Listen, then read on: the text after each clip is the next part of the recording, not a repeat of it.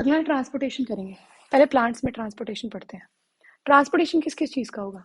देखो, एक तो होगा फूड का, एक होगा वाटर का। एयर का ट्रांसपोर्ट हमने पढ़ लिया कैसे होगा, है ना, स्टेम में, लीव्स में, रूट्स में कैसे होगा। अब बात आती है फूड और वाटर का ट्रांसपोर्ट कैसे होता है। फूड और वाटर का ट्रांसपोर्ट ना किसके थ्रू होता है? फ्लोएम और जाइलम के थ्रू होता है। ठीक है, इनको आप मिला के हम क्या बोलते हैं? Vascular bundles. क्या बोलते हैं? Vascular bundles. ठीक है, अब जाइलम की बात करते हैं पहले हम।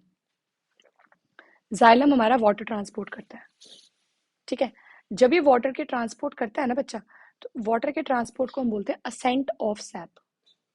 क्या बोलते हैं? Ascent of sap. और एक बात याद रखना, ये अगेंस्ट ग्रेविटी होता है, वो मैं बताऊंगी आगे क्यों होता है, पर ये अगेंस्ट ग्रेविटी होता है। जाइलम को कौन कौन हेल्प करता है? जाइलम के 4 पार्ट्स हैं। ठीक है, कौन कौन से? Tracheids, vessel, xylem, parenchyma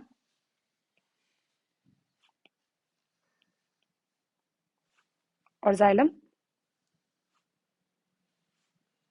fibres. ये चारों हेल्प करते हैं। ठीक है,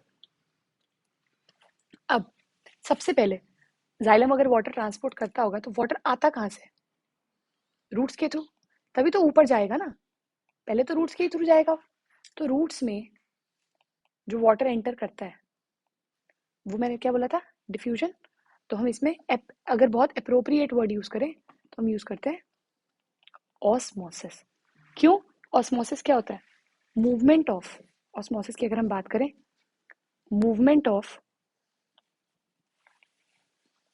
सॉल्वेंट, सॉल्वेंट मतलब वाटर, फ्रॉम हाई टू, ज्यादा से कम की तरफ जाता है, कल भी बताया था, high to low concentration through, ये बात याद रखना, यही फर्क है ऑस्मोसिस और diffusion, through SPM. SPM is what? Semi permeable membrane. जो रूट की मेम्ब्रेन है वो कैसे बिहेव करती है? एसपीएम की तरह बिहेव करती है। ठीक है, उसके बाद अब देखो, पहली बात, अगर हम बात करते हैं वाटर का लॉस कहाँ कहाँ से होता है बेटा? वाटर का ना लॉस, वाटर एब्जॉर्ब होता है रूट से, पर वाटर का ना लॉस होता है। ठीक है, वाटर के लॉस को, ठीक है, वाटर का लॉस जब होता है किससे? स्टोमेटा के थ्रू। उसको हम बोलते हैं, एक स्पेशल वर्ड है उसके लिए, ट्रांसपिरेशन। क्या बोलते हैं? ट्रांसपिरेशन। वो ऐसा नहीं है सिर्फ स्टोमेटा के ही थ्रू होता है, और भी जगह से होता है, जैसे क्यूटिकुलर, लेंटिकुलर, ये भी क्या है? हमारा वाटर लॉस ही है। ठीक है, अब देखो क्यूटिकुलर क्या होता है। क्यूटिकुलर वाटर लॉस को कैसे बचाता है, समझे इस बात को? होता क्या है बच्चे? क्यूटिकल एक वैक्सी कोटिंग है। ठीक है, वैक्सी कोटिंग है किसके ऊपर? लीफ और ग्रीन स्टेम के ऊपर। ठीक है, यहां से टोटल 10% ऑफ ट्रांसपिरेशन होता है। कितना परसेंट?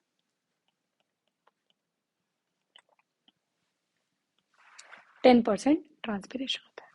लेंटिकुलर अभी तुम्हें पढ़ा है बेटे, वुडी स्टेम्स में होते हैं ये। ठीक है, ट्रीज में होते हैं। यहां से जो वाटर लॉस होता है वो बहुत ही लो होता है, वाटर लॉस वेरी लेस, बहुत कम वाटर लॉस है। सबसे ज्यादा वाटर लॉस होता है स्टोमेटा के थ्रू। ठीक है, वाटर लॉस जो है यहाँ से स्टोमेटा के through, water loss of about 80 to 90% यहाँ से होता है। ठीक है, अब एक क्वेश्चन आता है कि वाटर जो है अगेंस्ट द ग्रेविटी कैसे ट्रैवल करता है। देखो अब सुनना मेरी बात, इसको हम बोलते हैं सक्शन पुल। क्या बोलते हैं? जैसे स्ट्रॉ में हम पीते हैं ना कोल्ड ड्रिंक, कोल्ड ड्रिंक भी तो अगेंस्ट ग्रेविटी जाती है हमारे मुंह में, हम क्या क्रिएट करते हैं? सक्शन पुल क्रिएट करते हैं, या उसे बोलते हैं सक्शन प्रेशर। अब समझो होता क्या है।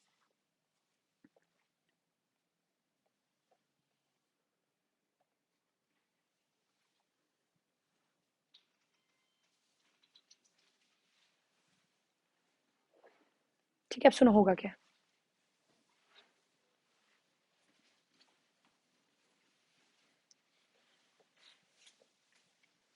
होता क्या है, स्टोमेटा से वाटर का लॉस होता है, तो यहाँ वाटर की डेफिशिएंसी हो गई।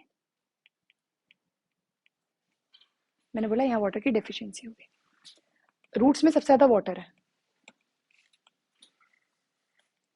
वाटर सेल टू सेल, कहाँ से कहाँ जाएगा, हाई टू लो।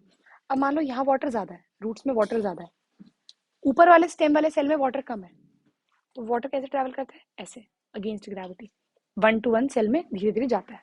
किसके थ्रू जाता है, ऑस्मोसिस के थ्रू। पर यहाँ पे कमी होने के कारण, इस एरिया में कमी होने के कारण क्या होता है, वो बहुत जल्दी एक सक्शन क्रिएट करता है, जिसकी वजह से वाटर जल्दी ऊपर आता है। ठीक है, इसे हम क्या बोलते हैं,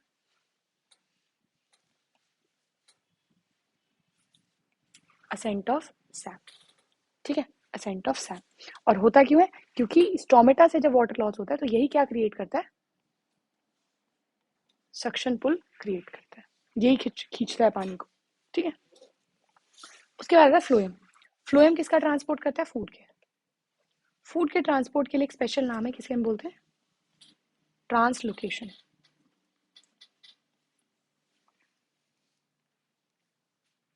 ट्रांसलोकेशन, इसमें 4 टिश्यूज इन्वॉल्व है, कौन कौन से,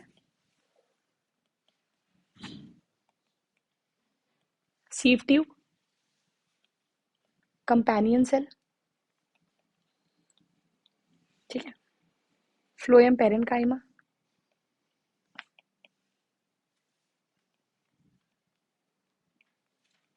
और एक लास्ट आता है फ्लोएम फाइबर। ये रिस्पॉन्सिबल है। ठीक है, ये पूरा हो गया प्लांट का। ठीक है, उसके बाद आता है ह्यूमन का। ह्यूमन में जो ट्रांसपोर्ट का सिस्टम है उसे कहते हैं सर्कुलेटरी सिस्टम। इसमें 3 चीजें रिस्पॉन्सिबल है। पहला होता है पंपिंग ऑर्गन, जिसे हम कहते हैं हार्ट। अगला है सर्कुलेटरी फ्लूइड, कौन सा है, ब्लड। वैसे एक प्लाज्मा भी है, पर ज्यादा कौन करता है, ब्लड। और सिस्टम ऑफ वेसल, जिसे हम कहते हैं आर्टरी, वेन्स और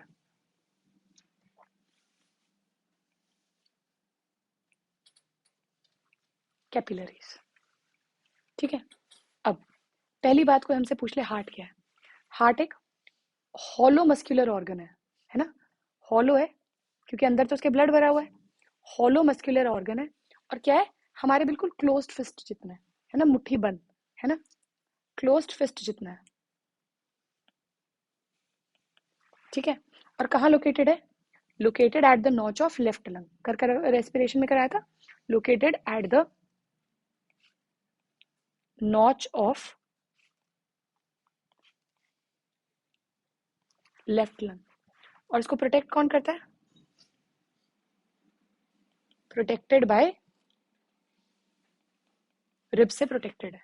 ठीक है, और हमें पता है, अगर मान लो हम ये हार्ट बनाते हैं, हमने हार्ट बनाया, तो हार्ट के बाहर एक कवरिंग आती है, इस कवरिंग को हम बोलते हैं पेरिकार्डियम। क्या बोलते हैं, पेरिकार्डियम। और यहाँ पे फ्लूइड भरा हुआ है, उसे बोलते हैं पेरिकार्डियल फ्लूइड, जो शॉक वगैरह को एब्जॉर्ब कर लेता है। ठीक है, अगर आप इसकी कोई वर्किंग पूछ ले तो देखो, लंग्स, पहली बात, लंग्स क्या करता है, प्योरीफाई करता है ब्लड को, प्योरीफाई करेगा ब्लड को। देखो वैसे ना हम ये बात याद करते हैं कि आर्टरीज हमेशा प्योर ब्लड कैरी करती हैं, ठीक है, और वेन्स हमेशा इम्प्योर। पर इस केस में जो पल्मोनरी वेन है वो ऑक्सीजनेटेड ब्लड को लेके आएंगी, कहाँ से, लंग्स से लेफ्ट एट्रियम में, ले लेफ्ट एट्रियम में ले आई। ठीक है, लेफ्ट एट्रियम अब कॉन्ट्रैक्ट करेगा।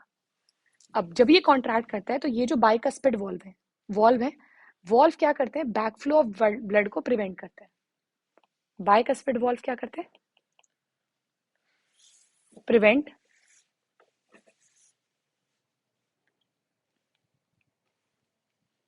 बैकफ्लो ऑफ ब्लड, ब्लड सारा नीचे आ जाता है और वॉल्व बंद हो जाता है।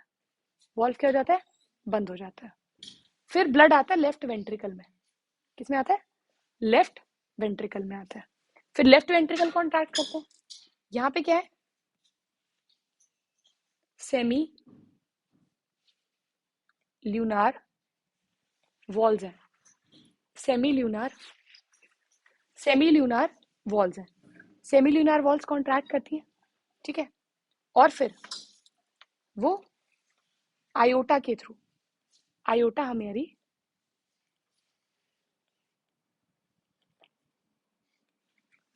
लार्जेस्ट आर्टरी है, बॉडी में ब्लड लेके आती है। अब बॉडी क्या करती है, सारा ब्लड सारा ऑक्सीजन यूज कर लेती है। बॉडी क्या करती है,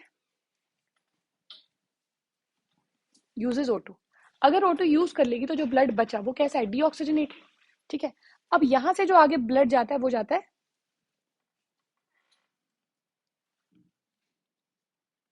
डीऑक्सीजनेटेड ब्लड, और लेके कौन जाता है आगे, राइट एट्रियम में वेना कावा, ये जो जा रही है, ये जा रही है वेना कावा।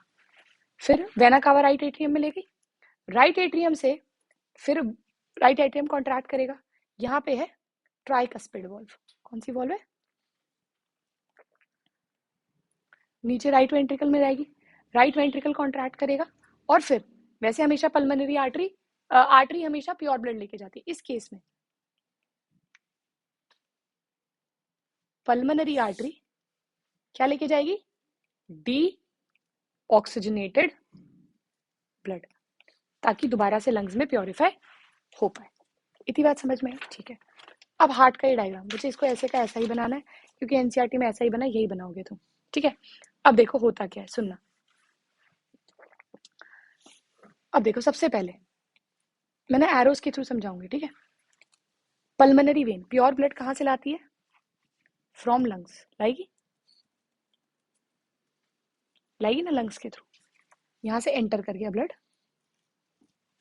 राइट, किसमें, सॉरी लेफ्ट एट्रियम में एंटर कर गया, लेफ्ट एट्रियम कॉन्ट्रैक्ट करेगा, बाइकस्पिड वॉल्व के थ्रू कहाँ आएगा, किसमें आ गया, वेंट्रिकल में आ गया। अब वेंट्रिकल कॉन्ट्रैक्ट करेगा, सेमी ल्यूनार वॉल्व के थ्रू ब्लड यहां से कहाँ एंटर करेगा, आयोटा में, कर गया आयोटा। आयोटा हमारी आर्टरी है जो बॉडी टिश्यूज में लेके जाती है, ठीक है, ये लेके गई बॉडी टिश्यूज में, चली गई। अब बॉडी टिश्यू सारा ब्लड यूज, सारा ऑक्सीजन यूज कर लेंगे। अब जो इंफीरियर और जो सुपीरियर वेना कावा है, ये इम्प्योर ब्लड को लेके आती है, राइट में डालेगी, ये कॉन्ट्रैक्ट करेगा, ट्राइकस्पिड वॉल्व खुलेंगी, ब्लड आएगा वेंट्रिकल में, ठीक है।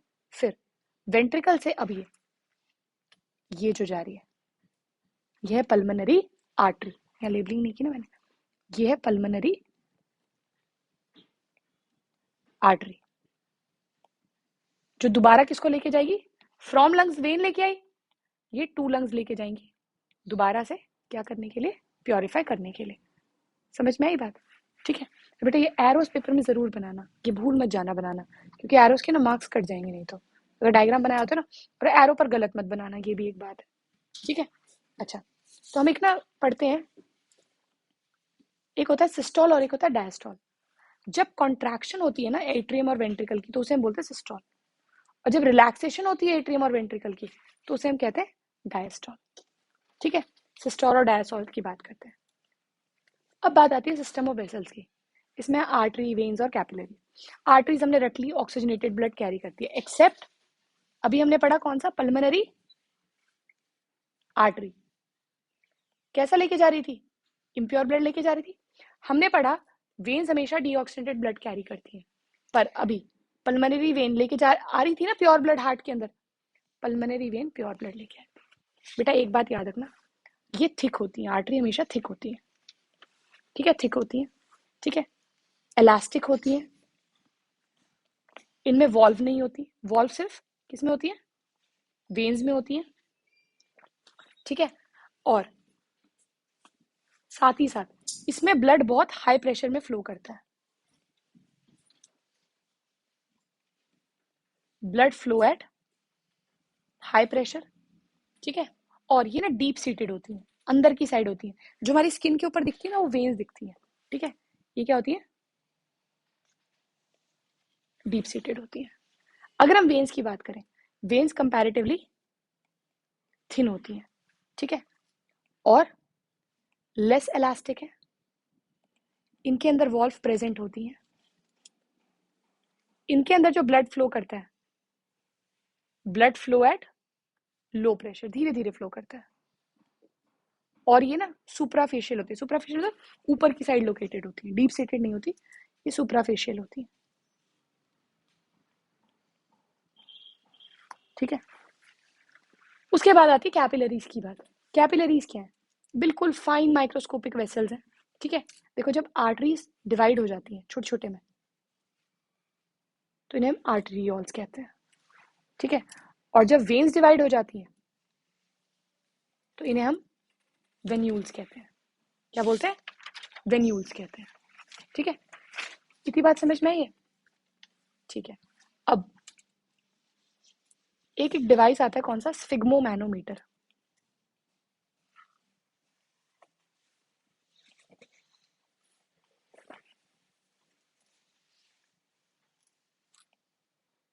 ये स्फिग्मोमैनोमीटर मीटर क्या करता है? ये ना ब्लड प्रेशर को मेजर करता है। ये बेसिकली पता है क्या है? Systolic pressure. सिस्टोलिक कौन सा प्रेशर था, अभी बताया तुम्हें? कॉन्ट्रैक्ट होने का। किसके? सिस्टोलिक का, वेंट्रिकल्स के, अपॉन डायस्टोलिक प्रेशर। ठीक है, सिस्टोलिक अपॉन डायस्टोलिक। तो हमें पता है ना, वेंट्रिकल बहुत तेजी में कॉन्ट्रैक्ट करते हैं, उसका प्रेशर ज्यादा होता है 120, और रिलैक्सेशन का 80। तो 120/80 आ जाता है। ठीक है, यहाँ पे। अच्छा, हमने एक तो सिस्टम ऑफ वेसल्स कर लिया, एक हमने कर लिया हार्ट के बारे में। अब क्या रह गया? ये दो हो गए, पंपिंग ऑर्गन हो गया और सर्कुलेटरी वेसल्स फ्लूइड हो गया, नहीं ब्लड वेसल्स हो गया। अब रह गया सर्कुलेटरी फ्लूइड। ठीक है, अब देखो,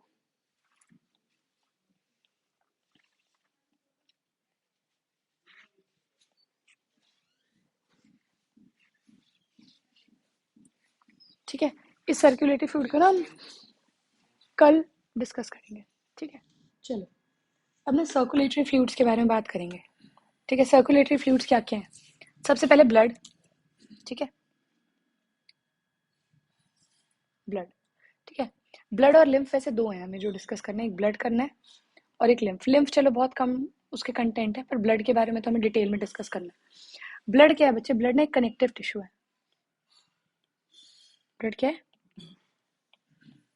कनेक्टिव टिश्यू है। ठीक है, कनेक्टिव टिश्यू का एक पार्ट है ये। ठीक है, इसका जो मैट्रिक्स है, मतलब जो कंटेंट है इसके अंदर, जो मैट्रिक्स है, उसको हम कहते हैं प्लाज्मा। ब्लड के मैट्रिक्स को हम प्लाज्मा कहते हैं। ठीक है, और इसके अंदर मैट्रिक्स के साथ साथ बहुत सारे ब्लड सेल्स हैं। ब्लड सेल्स को हम ब्लड कॉर्पसेल्स भी कहते हैं। ठीक है, चलो अब इनके प्लाज्मा और ब्लड सेल्स के बारे में डिस्कस करेंगे। ठीक है, अब सबसे पहले आ जाओ प्लाज्मा के बारे में बात करते हैं। प्लाज्मा क्या है? प्लाज्मा पेल कलर्ड फ्लूइड है। कैसा है? पेल कलर फ्लूइड है। इसने ना 55% ब्लड का 55% प्लाज्मा ने ऑक्यूपाई कर रखा है। ब्लड का 55% क्या है? ब्लड वॉल्यूम 55% प्लाज्मा ने कर रखा है। बाकी किसने कर रखा है? 45% जो है वो ब्लड सेल्स ने कर रखा है। आरबीसी, डब्ल्यूबीसी इन्होंने कर रखा है। ठीक है, ब्लड प्लाज्मा बना किसका हुआ है? 92% इसके अंदर वाटर है। ठीक है, और 8% जो है बच्चे इसके अंदर ना प्रोटीन्स है। हमारे ही हेल्पफुल है प्रोटीन्स, जैसे कि एल्ब्यूमिन। ठीक है, फिर ग्लोब्यूलिन, फिर फिब्रिनोजिन। फिब्रिनोजिन क्या करता है? ब्लड क्लॉटिंग का एक फैक्टर है फिब्रिनोजिन। और न्यूट्रिएंट्स है इसके अंदर बच्चे, ये 3 प्रोटीन्स तो याद ही रखना। ठीक है, न्यूट्रिएंट्स है इसके अंदर, जैसे कि ग्लूकोज, अमाइनो एसिड्स। प्रोटीन्स को जब हम ब्रेक डाउन करते जाते हैं ना कॉन्टिन्यूसली, तो एंड प्रोडक्ट अमाइनो एसिड्स बनते हैं। ठीक है, रेस्पिरेटरी गैसेज हैं, कुछ बॉडी से बाहर जानी है, कुछ बॉडी के अंदर आनी है। ठीक है, वो भी इसके अंदर रहती है, जैसे CO2 जो बाहर जानी होती है। ठीक है। O2 जो अंदर आनी होती है वो भी है इसके अंदर, ठीक है। कुछ ब्लड में एक्सक्रीटरी सब्सटेंस होते हैं जो बाद में किडनी हमारी प्योरीफाई करती है।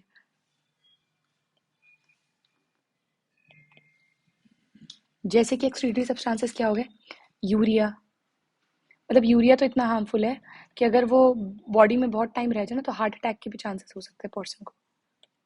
यूरिक एसिड, ठीक है। अमोनिया, ये सारी चीजें।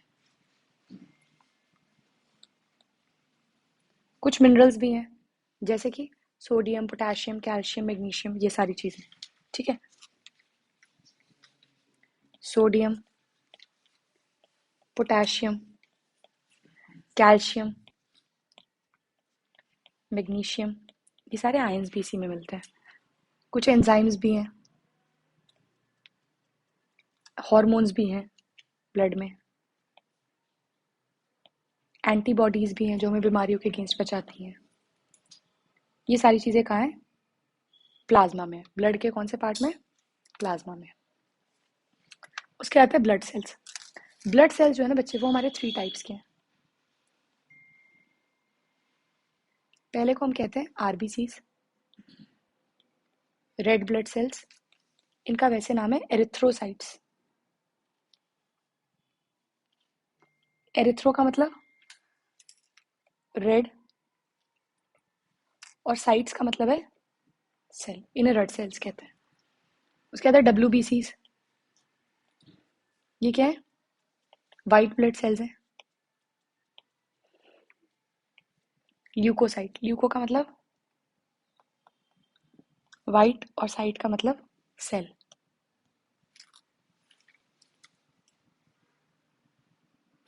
उसके बाद है थ्रोम्बोसाइट्स।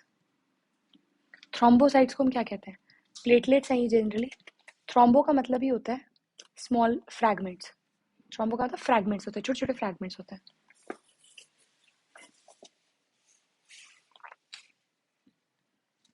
ठीक है। इनकी बात करते हैं अब एक बार ना, हम यहाँ पे इसको मैं मार्क कर देते हैं। अब आरबीसीज के बारे में बात करते हैं। आरबीसीज क्या है, biconcave disc like structures हैं। कैसी हैं, डिस्क के जैसी, डिस्क लाइक स्ट्रक्चर है। मेल में ज़्यादा होता है, फीमेल में कंपैरेटिवली कम। कितना होता है, मेल में होता है 5 to 5.5 मिलियंस होते हैं आरबीसीज। कितने में, बस 1 मिलीमीटर क्यूब में, इतने ज़्यादा होते हैं, ठीक है। फीमेल में भी होते हैं कितने, 4.5 to 5, ठीक है, मिलियंस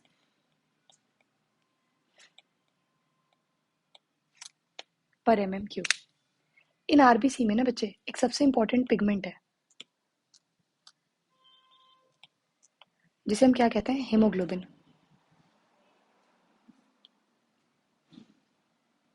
ये एक रेड पिगमेंट है, आयरन, आयरन का रेड पिगमेंट है।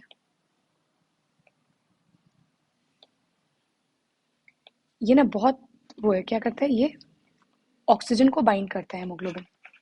बहुत अच्छी टेंडेंसी है हेमोग्लोबिन को ऑक्सीजन के साथ बाइंड करने की।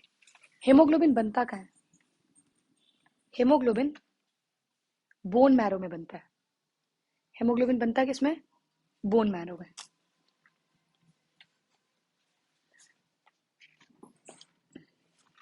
बोन मैरो कैसा दिखता है वो देखो, ये बोन सेल्स है,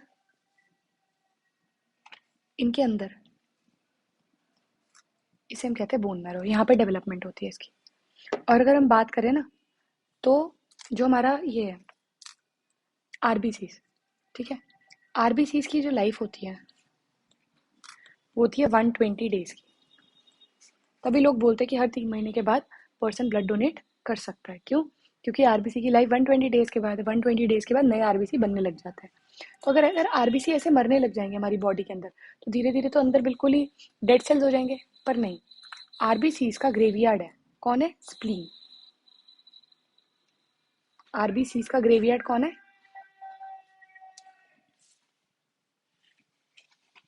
स्प्लीन ग्रेवयार्ड है, ठीक है, यहाँ पे जाके डिस्ट्रॉय हो जाता है, ठीक है। ये हो गया आरबीसीज के बारे में, ठीक है। उसके बाद अगली बात आती है डब्ल्यूबीसीज। डब्ल्यूबीसीज क्या होता है? वाइट ब्लड सेल्स है बेटा, इन्हें ना हम सोल्जर कहते हैं बॉडी का, डिजीज के अगेंस्ट फाइट करते हैं, ठीक है। जैसे उसकी शेप कैसी थी? बाइकनकेव शेप थी। कैसी शेप थी? बाइकनकेव। इसकी ना एमीबॉइड, एमीबॉइड क्या होती है? एमीबा की कोई शेप नहीं होती, तो इसकी एमीबॉइड शेप है। एमीबॉइड मतलब इरेगुलर शेप है इसकी, एमीबॉइड शेप है। बच्चे ये ना टोटल 5 टाइप्स के हैं, पर ये ना उनकी 2 कैटेगरी है। एक है डब्ल्यूबीसी में 2 कैटेगरी आती है, एक आता है ग्रैन्युलोसाइट्स, जिनके अंदर ना ग्रैन्यूल्स, छोटे छोटे दाने, ग्रैन्यूल्स जैसे स्ट्रक्चर्स होंगे कुछ, और एक आते हैं ए ग्रैन्युलोसाइट्स, जिनके अंदर कोई ग्रैन्यूल्स नहीं होते। तो ना देखो, ए ग्रैन्युलोसाइट्स में हमारे पास 2 आते हैं, कौन कौन से? मैंने ऐसे याद रखा है, मोनोसाइट और लिम्फोसाइट, ठीक है। और इसमें ना हमारे पास 3 है। पता कैसे याद किया मैंने? ग्रैन्युलोसाइट में गबन, ऐसे गबन के नाम से याद किया, ठीक है। गबन इज ग्रैन्युलोसाइट ए बी एन।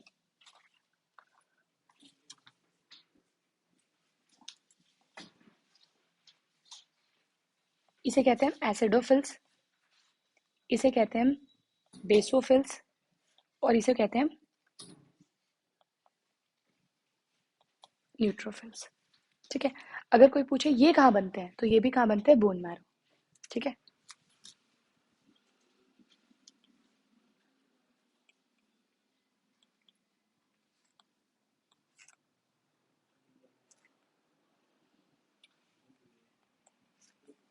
ठीक है यहाँ तक बात? अच्छा, अगला आता है, ये हो गया डब्ल्यूबीसी। अगला आता है ब्लड प्लेटलेट्स।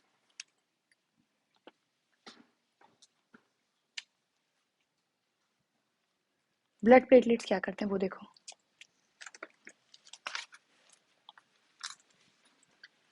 ब्लड प्लेटलेट्स छोटे छोटे डिस्क लाइक बॉडीज हैं,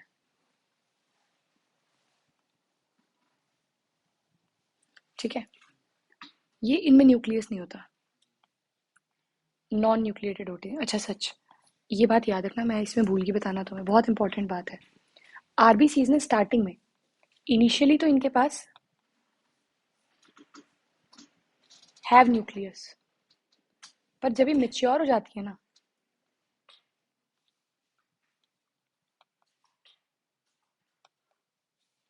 दे लॉस्ट देयर न्यूक्लियस, अपना न्यूक्लियस लॉस कर देती हैं। अगर कोई तुमसे पूछ लेना पेपर में क्यों लॉस कर देती है, ठीक है, क्योंकि इनको ज़्यादा जगह चाहिए हीमोग्लोबिन को स्टोर करने के लिए, ठीक है, इस वजह से लॉस कर देती हैं, ठीक है। मेच्योर होती है तब, इनिशियल स्टेज में होती है। ब्लड प्लेटलेट, कितने ब्लड प्लेटलेट्स होते हैं हमारी बॉडी में देखो? 2.5 से 3.5 10⁵ पर mm³ और ये क्या हेल्प करता है?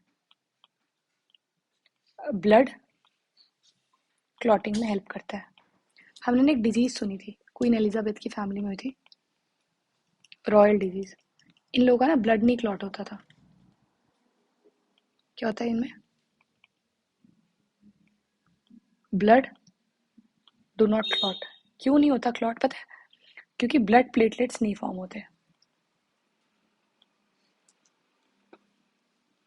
Blood platelets are not formed. क्यों? क्योंकि इनके अंदर विटामिन के नहीं है। क्या नहीं है? विटामिन के का फैक्टर नहीं होता, ठीक है। तो ब्लड में ये 3 पार्ट हो गए, कौन कौन से बेटे? सबसे पहला तो हो गया हमारा प्लाज्मा, ठीक है। ब्लड सेल्स हो गया दूसरा, ब्लड सेल्स में पार्ट हो गया एक आरबीसीज का, यहाँ से है ना, आरबीसीज का, ठीक है। फिर आ गया डब्ल्यूबीसीज का, और फिर आ गया प्लेटलेट्स का। अब जो बात बचती है वो बचती है लिम्फ की। प्लाज्मा के बारे में तो होगी डिस्कशन, ठीक है। ये हो गया ब्लड, ठीक है। अब आ जाओ प्लाज्मा पे।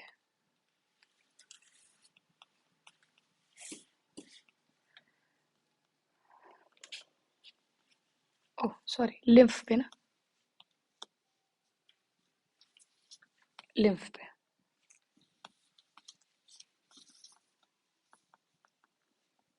लिम्फ क्या है? लिम्फ क्या है? जब ब्लड पतली पतली कैपिलरीज में फ्लो करता है, ठीक है, और जब प्लाज्मा फिल्टर हो जाता है, फिल्टर आउट आके कुछ कुछ जो फ्लूइड है ना वो टिश्यूज के बाहर आ जाते हैं, उन्हें हम कहते हैं लिम्फ, ठीक है। क्या बोला हमने? When blood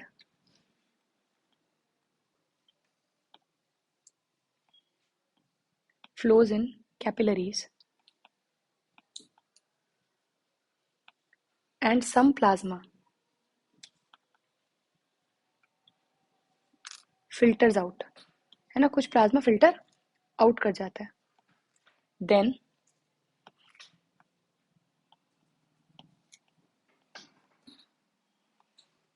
fluid is called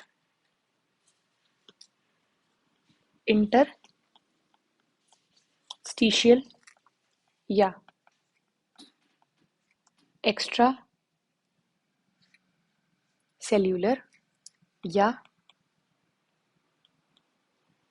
tissue fluid.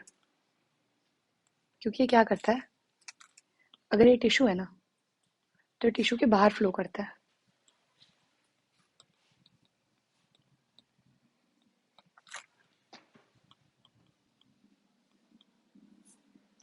बाहर फ्लो करता है, और इसकी हमेशा एक डायरेक्शन है फ्लो की, फ्लोज इन वन डायरेक्शन।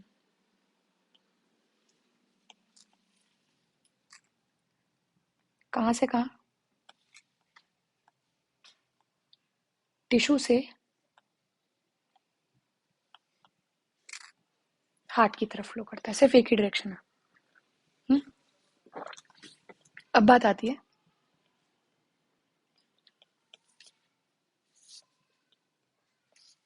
इसके फंक्शंस क्या है। पहला, ट्रांसपोर्ट करता है किसको?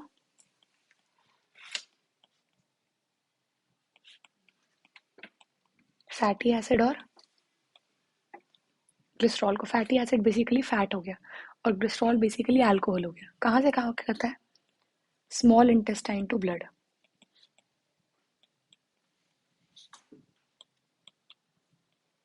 पहला। दूसरा है पैथोजेंस को डैम मार देता है, पैथोजेंस को डिस्ट्रॉय कर देता है। एंटीबॉडीज को रहते हैं इसके अंदर, इसीलिए क्या होता है, क्या करते हैं, ये एंटीबॉडीज को ब्लड में ले जाके डाल देते हैं, carry antibodies and transfer to blood.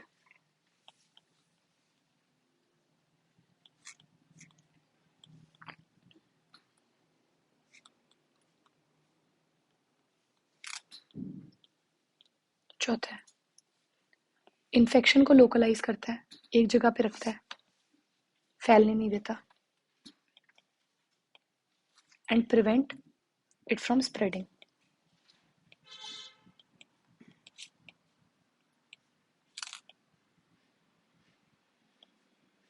Spread होने से भी बचा लेता है। और एक बात, lymph vessel along with lymph node, ठीक है, प्लस lymph gland, ठीक है, इन सबको हम मिला के क्या कहते हैं? lymphatic system।